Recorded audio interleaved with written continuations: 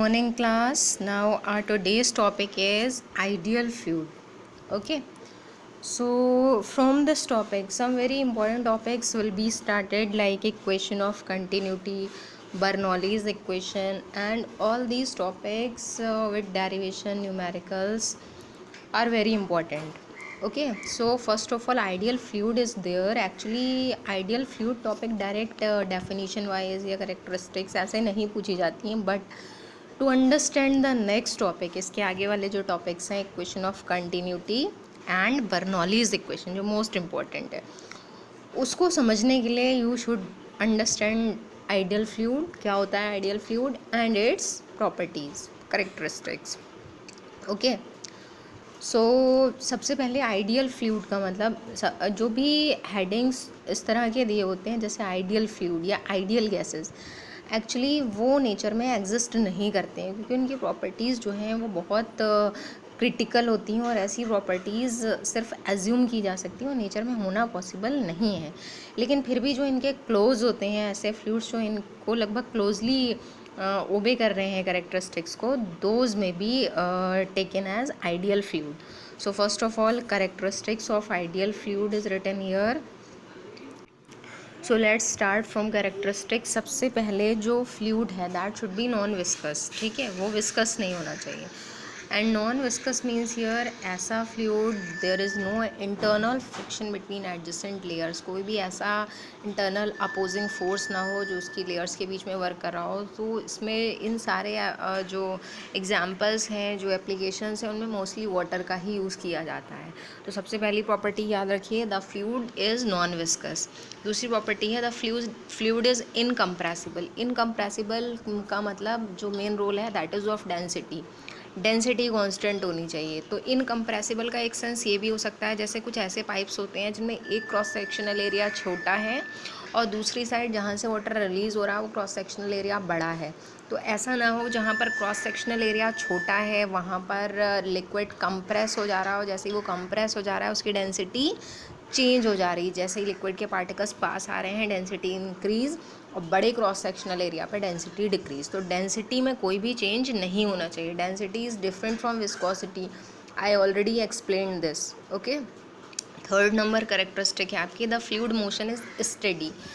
Steady fluid motion का मतलब it should be very smooth. जैसे स्ट्रीमलाइन फ्लो आपने पढ़ा है उस टाइप का. इट्स वेलोसिटी, डेंसिटी, प्रेशर, ये सब टाइम के साथ बदलने नहीं चाहिए. तो इन सब का जो कॉम्बिनेशन है, एक जो इनका कलेक्शन है सारे पैरामीटर्स का, वेलोसिटी, डेंसिटी, प्रेशर, इसको बोला जाता है स्टेडी. स्टेडी फ्लो होना चाहिए लिक्विड का.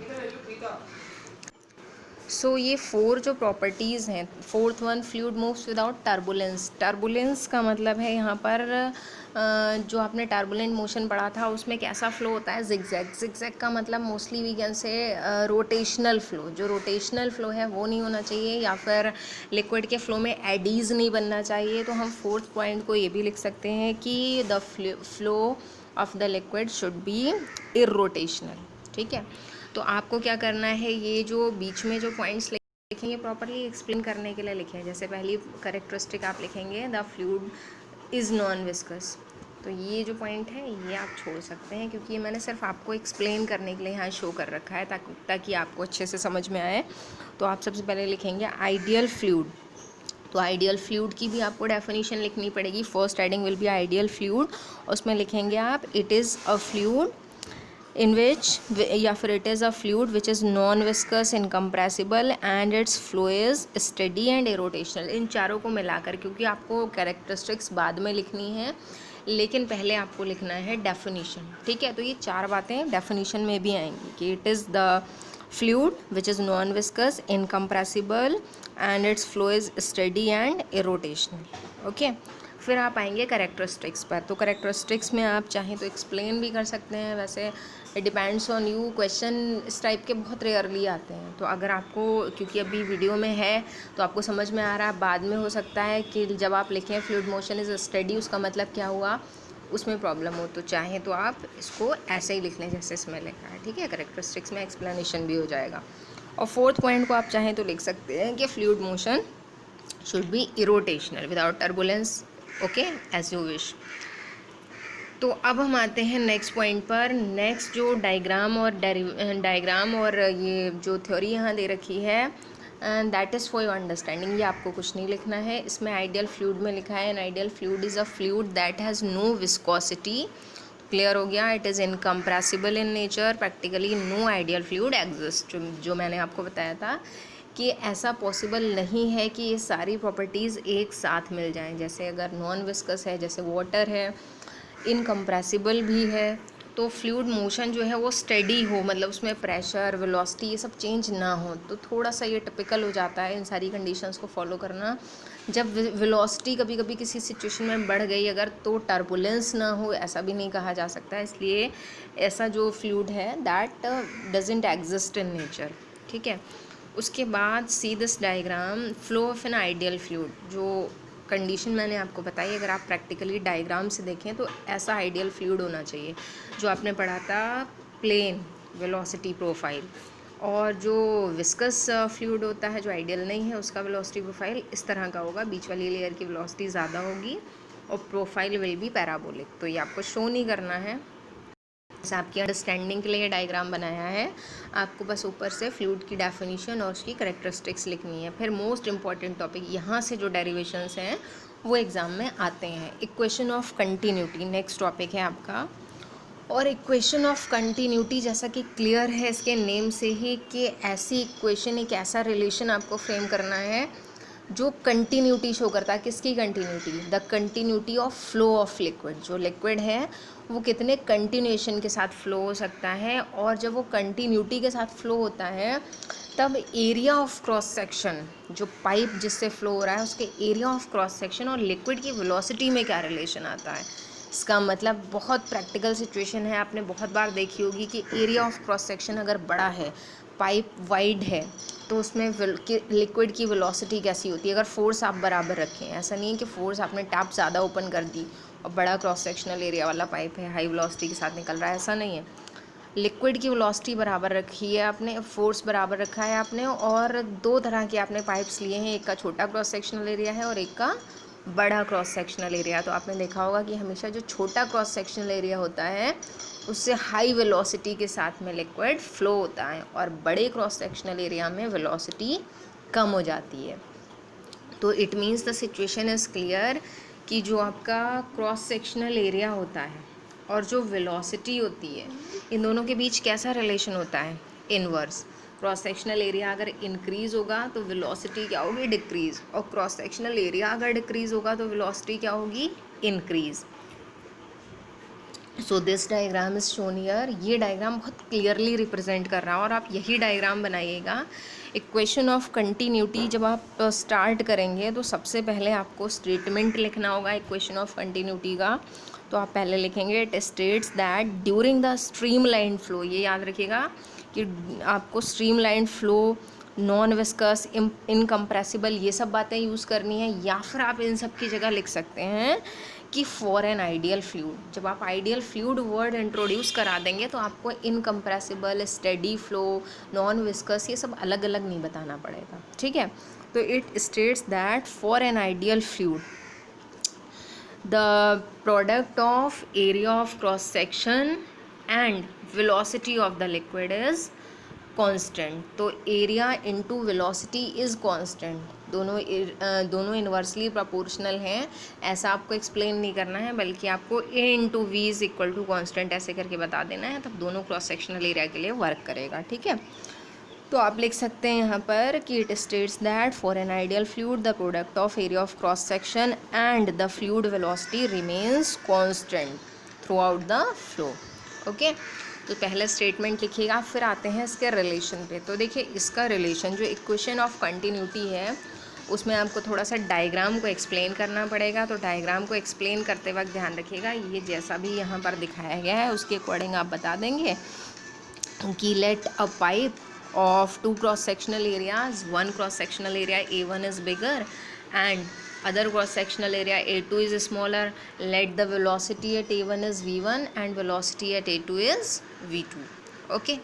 तो ये सारी चीज़ें आप एक्सप्लेन कर देंगे। फिर आपको पता है कि दोनों साइड जब लिक्विड फ्लो होगा तो सबसे पहले आप अगर एक साइड के क्रॉस सेक्शनल एरिया के लिए लिखते हैं कि कितना अमाउंट ऑफ लिक्विड यहाँ से फ्लो हो रहा है, दूसरी साइड में जा रहा है, तो अमाउंट ऑफ लिक्विड से सेंस यहाँ पर है मास ऑफ द लिक्विड। देखिए ये जो इक्वेशन ऑफ कंटिन्यूटी है, ये कंजर्वेशन ऑफ मास का एक स्पेशल फॉर्म है।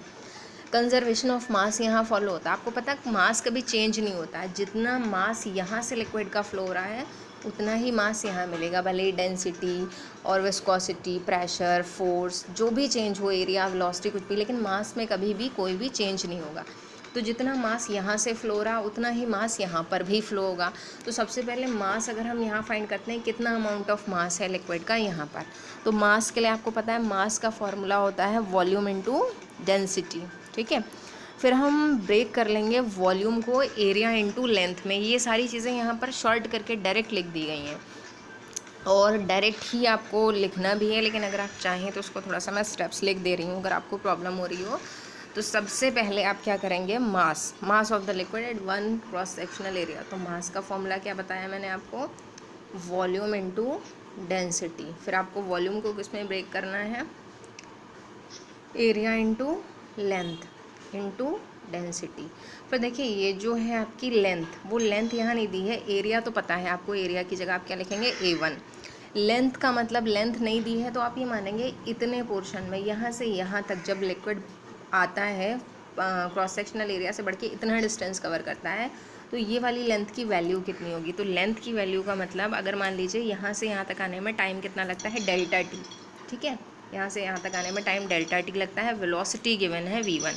तो आपको पता है डिस्टेंस का फॉर्मूला होता है वेलोसिटी इनटू टाइम, ये याद रखिएगा। ठीक है, इसको पुट करना है लेंथ के प्लेस पर। तो A1 into V1 into delta T into rho. ठीक है, रो सेम रहेगा इसलिए क्योंकि आप ऑलरेडी लिक्विड को इनकम्प्रेसिबल ले चुके हैं, तो बस A1 और V1 ये दो सफिक्सेस के साथ आएंगे, बाकी सारा सेम रहेगा। ठीक है, तो ये step I hope you understood. तो आप सबसे पहले लिख देंगे कि at first cross sectional area mass of the liquid m is equal to this. ठीक है, और आप ये सारी वैल्यूज़ लिख देंगे। बिल्कुल सेम प्रोसेस आपको सेकंड के लिए लिखना है कि मास of the liquid at this cross sectional area A2। तो वहाँ पर आपका रिलेशन क्या आएगा, तो वहाँ पर आपका रिलेशन ऐसे ही आएगा, m is equal to volume into density करेंगे और वॉल्यूम को एरिया इंटू लेंथ में डिवाइड करेंगे, एरिया A2 हो जाएगा, लेंथ आपकी कितनी हो जाएगी V2 और टाइम वही सेम लेना है डेल्टा टी और इंटू क्या आ जाएगा, रो। ठीक है, तो ये आपका सेकंड वाला मास हो गया। लेकिन कंजर्वेशन ऑफ मास है तो क्या लिखेंगे, बाय कंजर्वेशन ऑफ मास, या फिर since mass of the fluid remains constant through out the motion, तो आप लिख देंगे कि फर्स्ट जो रिलेशन आया था A1 V1 delta T rho is equal to A2 V2 delta T rho. बाकी सारी चीज़ें कैंसिल हो जाएंगी और जो आपका रिमेनिंग रिलेशन होगा वो बचेगा, कैपिटल लेटर्स लिखे हैं तो कैपिटल ही यूज़ करिएगा। तो आपका रिलेशन बचेगा A1 V1 is equal to A2 V2। Okay, या फिर आप इसको फिर इसके प्लेस पर लिख सकते हैं, या फिर A इंटू V is equal to constant. Okay, तो वही यहाँ भी शो कर रखा है, लेकिन यहाँ स्टेप्स डायरेक्ट हैं, जैसे यहाँ पर रो A2 V2 डेल्टा टी और वो सब नहीं शो कर रखा है, दैट डजंट मैटर। यहाँ पर देखिए volume flow in over A1, volume flow out over A2, तो ऐसे छोड़िए, जैसे मैंने आपको बताया है वैसे आप कर लीजिएगा। ठीक है, तो आपका फर्स्ट डायग्राम हो गया और आपका ये डेरिवेशन हो गया। उसके बाद इक्वेशन ऑफ कंटिन्यूटी इम्प्लीकेशंस आते हैं, तो इम्प्लीकेशंस भी आपको नोट करना है। Speed is high where the tube is constructed, तो आपको पता चल गया एरिया और वेलोसिटी में कैसा रिलेशन है, इन्वर्सली प्रोपोर्शनल, यानी कि जहाँ एरिया इंक्रीज होगा वेलोसिटी डिक्रीज होगी एंड वाइस वर्सा। तो the speed is high where the tube is constructed, clear.